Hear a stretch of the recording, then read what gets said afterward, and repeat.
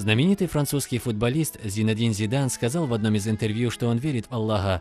На вопрос журналиста «Вы верующий?» он отвечает: «Да, я мусульманин, я верю в единого Бога, который сотворил все сущее. Я ценю то, что внутри меня». Зинедин Язид Зидан, или как ласково называют его болельщики Зизу, родился в Марселе, играл на позиции атакующего полузащитника за Кан, Бордо, Ювентус, Реал Мадрид и сборную Францию. Завершил карьеру в 2006 году. На протяжении долгих лет Зинедин упорно работал над собой, и его талант, помноженный на усердие, дал великолепный результат.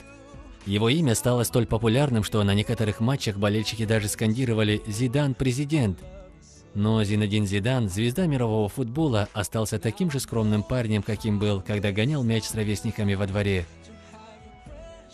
Ему не надо почестей и славы, Зидан всему этому предпочитает тихую семейную жизнь. О таких говорят, что они делают свое дело достойно и без показухи. Качества, достойные мусульман. Вне поля Зинедин Зидан активен в поддержке бедняков, начинающих спортсменов футбольного клуба, где сам начинал путь в большой спорт. А еще, и об этом мало известно, он на протяжении нескольких последних лет на улицах Парижа организует ифтары во время священного месяца Рамазан.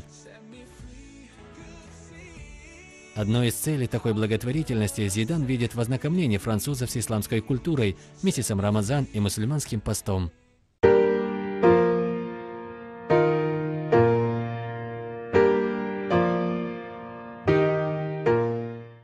Такие личности, как Зинедин Зидан, приносят много пользы для понимания ислама Западом. Внешне он европеец, образом жизни, привычным для многих, а внутренний мир его составляет вера во Всевышнего Аллаха.